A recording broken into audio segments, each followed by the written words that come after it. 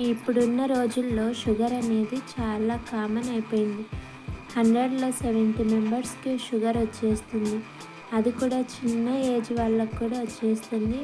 డాక్టర్లేమో కొర్రలు అవి తినమంటారు. మనకు తినబుద్ధి కాదు కదా! ఇప్పుడు ఈ కొర్ర పొంగలి ట్రై చేయండి. చాలా టేస్టీగా ఉంటుంది. ఇప్పుడు నేను చూపించే ఈ చిన్న టీ గ్లాసు ఇద్దరికైతే సరిపోతుంది.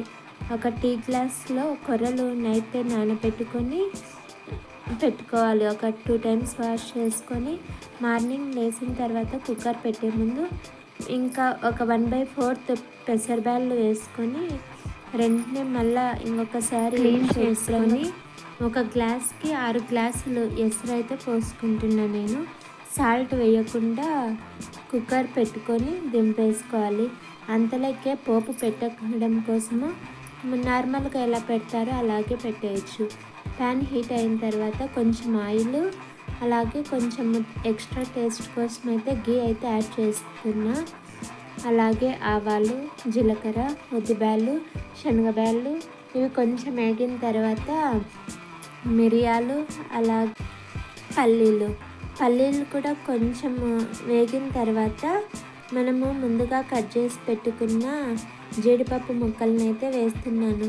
ఇవి కూడా కొంచెం రెడ్ కలర్ అలా వచ్చే ముందే ఇంకా అల్లం ముక్కలు, అలాగే పచ్చిమిర్చి చీలికలు, కరివేపాకు ఇవన్నీ వేసి కొంచెం రెడ్ కలర్ పోపు అంతా జీడిపప్పు వేగేంత వరకు ఉంచుకొని మంటని స్లో ఫ్లేమ్లో పెట్టుకోవాలి. ఇలా చేయడం వల్ల కొంచెము మనమైతే కొర్రలు అనేటివి పొంగలి తిన్నట్లే టేస్ట్ ఉంటుంది. కాబట్టి ఎవరైనా చిన్నపిల్లలు కూడా ఈజీగా పెట్టచ్చు. హెల్త్కి కూడా చాలా మంచిది. ఇప్పుడు అందరు మిల్లెట్స్తోనే ట్రై చేస్తున్నారు కదా, హెల్త్కి మంచిది అనేసి. ఇంకా ఇది మనము కుక్కర్ దింపేసుకున్న తర్వాత మన కొర్రలను అయితే మెత్తగా అనేసుకోవాలి. ఎక్కువ ప్రెషర్ ఏమి ఇవ్వడం అవసరం లేదు. ఈజీగా ఉడికిపోయింటాయి. అవి మన పోపులో వేసుకొని కొంచెం రుచికి సరిపడా ఉప్పు వేసుకొని కలపెట్టుకోవాలి. మనకి పొంగల్ గట్టిగా అనిపిస్తే వాటర్ యాడ్ చేసుకుంటున్నా. అలాగే కొన్ని పాలు అయితే యాడ్ చేసుకుంటున్నా.